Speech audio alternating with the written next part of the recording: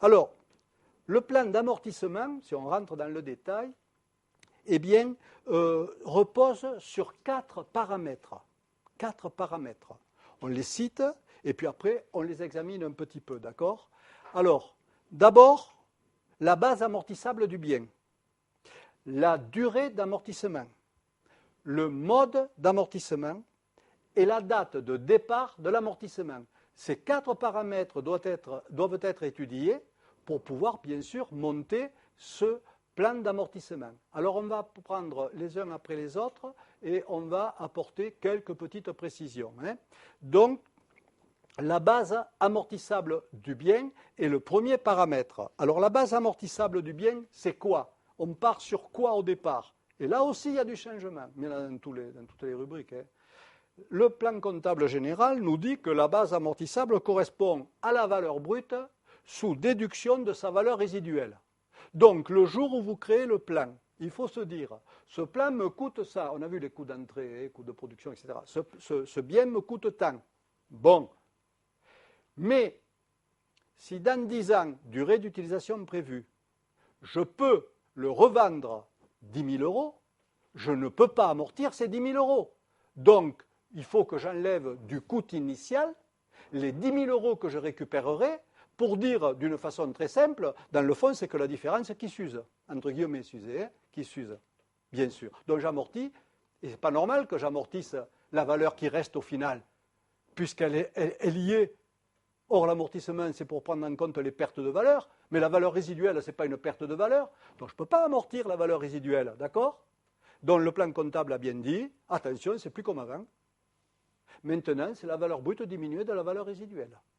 On a vu la valeur résiduelle, mais on va la répéter. Nous verrons aussi, à l'occasion du prochain cours, mais on peut déjà le signaler, que dès qu'il y a une dépréciation, ça va changer, chose qui n'était pas également faite avant, ça va changer également le plan d'amortissement. Alors la valeur brute, c'est quoi? La valeur brute d'un actif, c'est sa valeur d'entrée dans le patrimoine, ou sa valeur réévaluée, car nous l'étudierons comme étant une difficulté comptable à part. Les réévaluations, qui est le régime libre de réévaluation libre depuis 1984, qui est en vigueur actuellement, vous permet, et c'est une dérogation au principe du coût historique, le code de commerce vous permet de réévaluer vos immobilisations. Certaines corporelles et financières, pas incorporelles. Bien, donc c'est la valeur soit réévaluée, soit la valeur d'entrée. Bien. Mais il convient, après la valeur brute, de voir un peu ce que c'est la valeur résiduelle, puisque nous avons vu que la base amortissable, premier paramètre du tableau, c'est la valeur brute diminuée de la valeur résiduelle. Eh bien, cette valeur résiduelle, très difficile à appliquer dans la pratique. Pourquoi? Parce qu'il faut estimer dès l'entrée du bien, alors qu'il est, dans la plupart du cas, neuf. Il faut estimer quelle sera sa valeur finale au moment où on ne l'utilisera plus, à la fin de son amortissement. Alors, à part s'il existe certains contrats comme des contrats de crédit bail avec la levée d'options, ou des Argus en véhicule, Argus en matériel industriel, là ça va, on peut dire, bien, une grue de 10 ans vaut tant au bout de 10 ans, etc. Ça va. Mais dans la plupart du temps, qui est capable de dire aujourd'hui, alors que je viens d'acheter une machine neuve, combien je pourrais la revendre dans 10 ans, durée au bout de laquelle je l'aurais utilisée? Donc c'est quand même difficile. C'est pour ça qu'il ne faut pas faire n'importe quoi en comptabilité, je le répète souvent, jamais faire n'importe quoi. Donc la valeur résiduelle, attention, c'est la valeur de sortie estimée dès l'origine, la valeur de vente, donc valeur vénale, diminuée des coûts de sortie. Et si vous avez une bonne mémoire, mais il y a quelques séances on l'a précisé, dans ces coûts de sortie, on ne tient jamais compte ni des charges financières, ni de l'impôt sur la plus-value de cession. D'accord? Donc il faut se rappeler de ça, valeur brute moins valeur résiduelle, donc valeur résiduelle elle-même diminuée, qui ne tient pas compte, des charges financières et des plus-values, de l'impôt sur la plus-value réalisée lors de la vente. Bien, alors, en pratique, ça sera, si on n'est pas capable de connaître cette valeur dans le temps, sauf, je vous dis, en Argus, etc., Ben, on ne le fera pas, hein, parce qu'il ne faut pas faire n'importe quoi en comptabilité. Et les cabinets ont cru qu'on pourrait ne jamais le faire. Bon, mais il vient vite à l'esprit certaines situations où on est obligé d'estimer. Je vous donne un exemple caractéristique qui peut être un cas d'examen. Je suis une entreprise de transport, livraison de biens. Mon souci, c'est de respecter les commandes clients. Je ne dois pas tomber en panne. Je dois donc avoir une flotte de véhicules toujours en très bon état. Et au lieu d'attendre les 8 ans, qui serait la durée normale d'utilisation du véhicule, je vais le remplacer au bout de 4 ans. En le remplaçant au bout de 4 ans, je m'assure de toujours tourner avec des véhicules quasiment neufs, qui m'évitent les pannes, qui m'évitent les litiges avec les clients, etc. Oui, mais si je vends mon véhicule au bout de 4 ans, alors qu'il pourrait être utilisé pendant 8 ans, je ne peux pas prétendre qu'il n'y a pas de valeur résiduelle, puisqu'il y a des Argus qui me diront qu'au bout de 4 ans, le véhicule vaut peut-être encore 10 000 euros. Donc il y a des cas où il faut tenir compte, car c'est possible et c'est significatif de la valeur résiduelle. D'accord ? Et j'ai créé un cas d'examen justement à partir de ce modèle-là, parce que là, on ne peut pas me dire que ce n'est pas significatif. Et il faut savoir appliquer ces valeurs et tenir compte de ces valeurs résiduelles dans la base amortissable. D'accord ? Alors, cette base amortissable, au début, c'est la valeur brute moins la valeur résiduelle, elle même diminuée, je ne vais pas le répéter encore une fois. Et cette base amortissable va encore être à plusieurs reprises, éventuellement modifiée. S'il y a une dépréciation, si je change la durée, etc., etc. Si la valeur résiduelle change, parce que, imaginez que j'ai un outil particulier, j'ai prévu une valeur résiduelle, et puis il y a un progrès technique qui fait qu'on me sort maintenant un outil bien plus performant et presque pas plus cher. Ma valeur résiduelle, je ne le vendrai pas à ce prix-là. Elle change. Donc, il faut que je rectifie ma base amortissable. D'accord ? Vous voyez que les problèmes, il y a des problèmes nouveaux à envisager et il y a beaucoup de réflexions à avoir, de connaissances théoriques pour après pouvoir bien solutionner un cas qui vous est proposé en respectant ces connaissances théoriques qui sont des principes maintenant, des principes nouveaux. D'accord ? Alors, on va retenir que cette valeur résiduelle ne sera prise en compte que si elle est significative, d'une part, et si elle est mesurable. Parce que si je n'ai pas d'éléments, si je ne peux pas, je ne vais pas faire n'importe quoi, si elle est mesurable. Bien. Notons au passage que la position fiscale, et ce sera tout pareil tout le long, est différente. Pourquoi ? Parce que la base de l'amortissement n'a pas changé en fiscalité. Ils retiennent toujours le prix de revient du bien, d'accord, comme avant. Ils ne connaissent pas la valeur résiduelle en fiscalité. Donc, pour respecter la condition de l'amortissement minimum, imaginez qu'on ait un bien sur lequel il y a une valeur résiduelle significative. Je baisse, écoutez bien, je baisse ma valeur amortissable, j'obtiens donc un amortissement très petit par rapport à l'amortissement fiscal qui, lui, ne tient pas compte de la valeur résiduelle. Si je fais ça, je risque de ne pas respecter le principe de minimum d'amortissement linéaire. Et à ce moment-là, je tombe dans le problème des amortissements irréguliers que je ne pourrai plus déduire. Donc, qu'est-ce qu'il faut faire ? On l'a évoqué, amortissement dérogatoire pour pouvoir dire je respecte ce minimum. D'accord ? Vous voyez les nouveaux problèmes qui se posent parce que la fiscalité garde toujours le prix de revient. Alors, deuxième paramètre, la durée d'amortissement. La règle comptable a changé, vous le savez, nous l'avons déjà répété plusieurs fois. La durée est fonction de l'utilisation de l'actif par l'entreprise, le mot utilisation étant la clé. La durée, donc, peut être plus courte que la durée de vie du bien. On est d'accord ? Bien. Alors, la position fiscale, est-ce qu'elle est d'accord là-dessus ? Parce que tous ces changements, il faut savoir que si la fiscalité n'est pas d'accord, ça nous fait des divergences compta fiscales qu'il faudra traiter sur le 2058A, d'accord ? Ou en comptabilité. Donc, est-ce que la fiscalité, moi, c'est une question que je me pose en permanence. Est-ce que la fiscalité est d'accord là-dessus ? Non, pas d'accord. La durée d'amortissement pas admise par la fiscalité, eh bien, c'est toujours les usages tels qu'ils étaient définis par eux avant. Donc, on a manifestement un écart, dans la plupart des cas, entre la durée d'utilisation par l'entreprise et la durée d'usage en fonction du bien, etc., telle qu'elle était connue avant 2005, en fonction du bien concerné et en fonction de l'activité, industrie, commerce, etc. Bien, il s'agit donc de taux qui sont déterminés par la doctrine administrative. Donc on a des écarts. Bien. Deux situations peuvent se dégager à la constatation de ces écarts, on est d'accord. Ben, les deux situations, c'est soit la compta est plus forte, soit c'est l'autre. Donc on va les examiner. Première situation, la durée d'utilisation comptable est plus longue que la durée d'usage administrative. La durée comptable est plus longue. Quel est l'impact ? Quelle est la conséquence ? Si la durée d'utilisation est plus longue, l'amortissement sera plus faible. Si l'amortissement est plus faible, donc on tombe dans le cas où il faudra peut-être prévoir un amortissement dérogatoire pour respecter le minimum d'amortissement fiscal. Ben non, c'est là qu'intervient une petite tolérance qui est sympa à connaître. Si vous ne le faites, vous avez le droit de le faire, amortissement dérogatoire, sans problème, et là vous êtes tranquille. Mais l'administration fiscale a dit, allez, je vous fais un petit cadeau, enfin c'est moi qui le dis, mais je me mets à la place de l'administration fiscale, a dit, allez, vous ne le faites pas, ça ne fait rien, ce n'est pas grave. Je ne vous compterai pas la pénalisation d'amortissement irrégulier, sauf si c'est un cas abusif. Il y a un petit risque quand même.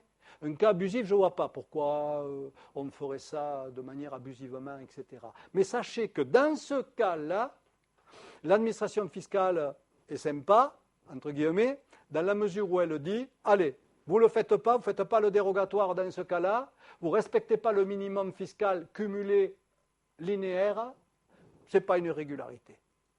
Il n'y a pas de problème. Alors, la deuxième situation, c'est le contraire, c'est-à-dire que la durée d'utilisation par l'entreprise du bien est plus courte que la durée d'usage. C'est-à-dire que la durée d'utilisation comptable, on va dire, est plus courte. Mon amortissement sera plus important. Et imaginons qu'il n'y ait pas de valeur résiduelle. L'amortissement sera plus important, puisque la durée d'usage administrative est plus longue.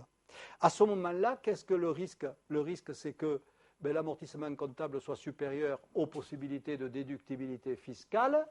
Qu'est-ce qu'il faut faire dans ce cas-là ? Eh bien, il faut réintégrer extra-comptablement sur l'état fiscal 2058A la partie d'amortissement comptable qui excède la possibilité fiscale.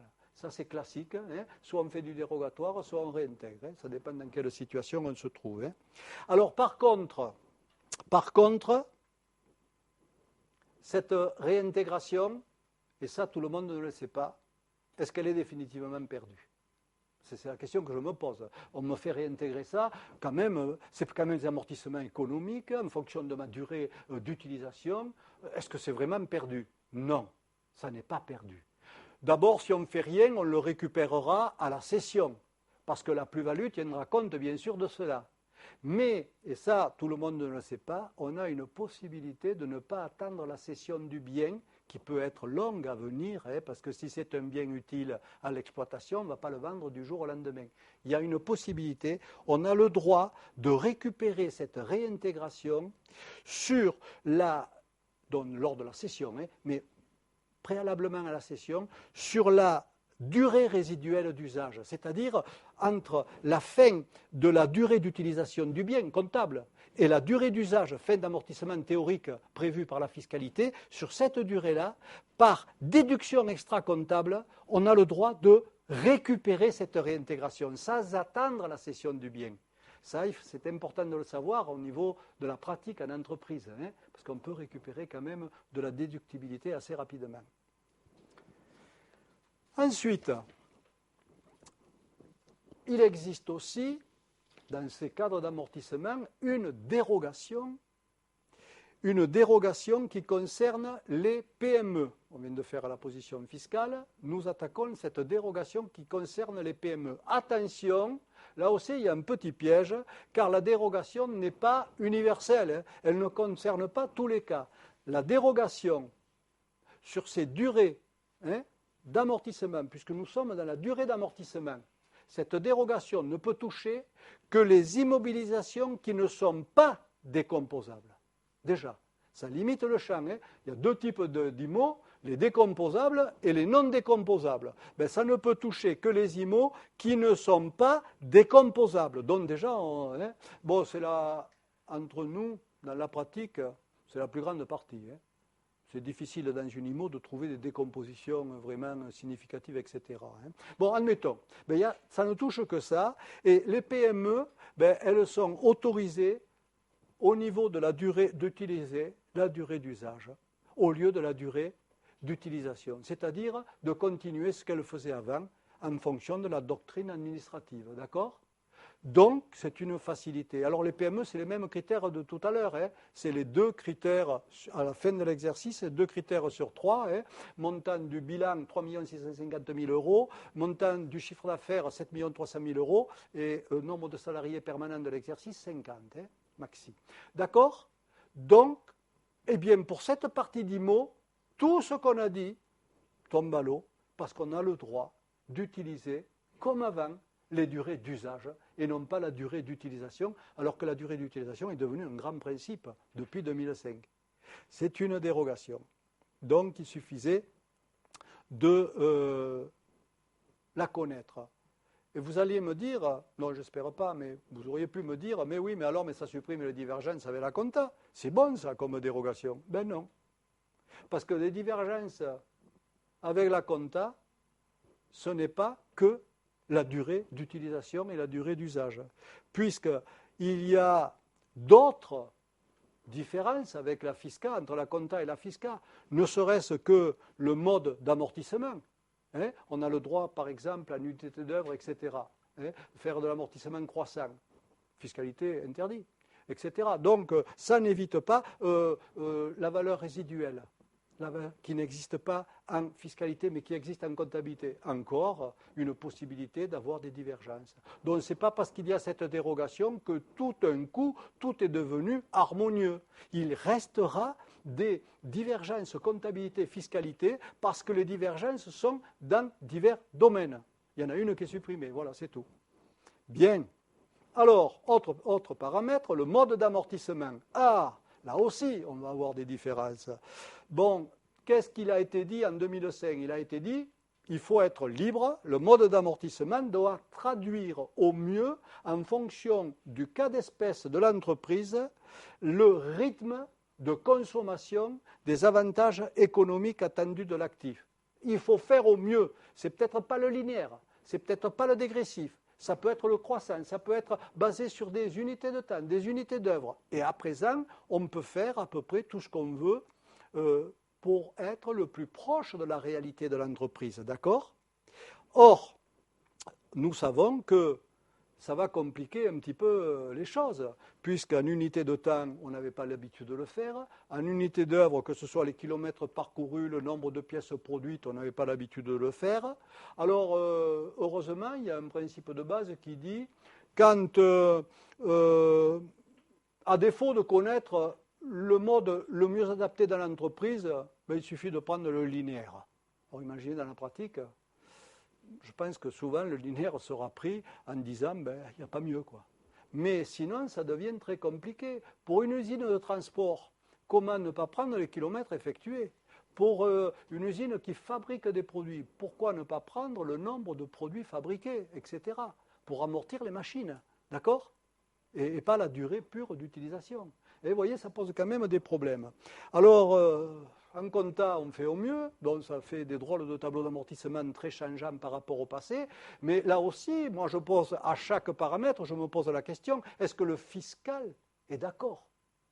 Eh bien, le fiscal, lui, considère qu'il y a 3 possibilités ou 3 modes d'amortissement différents, le linéaire, le dégressif et l'amortissement variable. Il ne sort pas de là. Alors, l'important, c'est de savoir ce que c'est que cet amortissement variable. Parce que l'amortissement variable peut être basé sur des unités d'œuvre, donc on peut l'avoir en compta et en fiscal, on est d'accord. Mais pour le fisc, ce n'est pas tout à fait la même chose.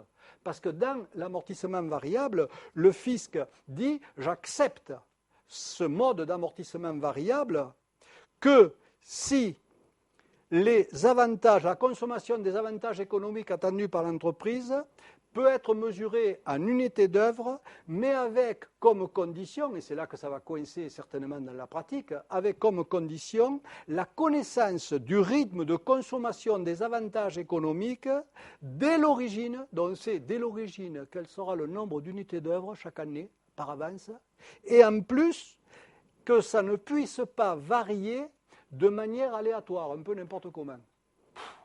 Donc pratiquement inutilisable, quoi. Hein. Ce qui veut dire que quoi? Quand on utilisera les unités d'œuvre, qu'est-ce qui va se passer? On aura une divergence entre compta et fiscalité, et là aussi, il va falloir retraiter tout cela sur des états fiscaux, etc. Donc, je répète, soit pratiquer un amortissement dérogatoire, soit pratiquer une réintégration extra-comptable de la partie d'amortissement comptable qui ne sont pas admis en déduction par la fiscalité. Il nous reste à voir la date de départ de l'amortissement. Là, c'est très simple. Officiellement, c'est beaucoup plus compliqué que ce qu'on peut traduire. Officiellement, on vous dit c'est le début de la consommation des avantages économiques. Bon, ça, c'est des termes quand même, c'est un peu... Alors, disons qu'il n'y a rien de changé par rapport à l'époque. Nous allons dire que c'est lors de la mise en service de l'actif, bien sûr.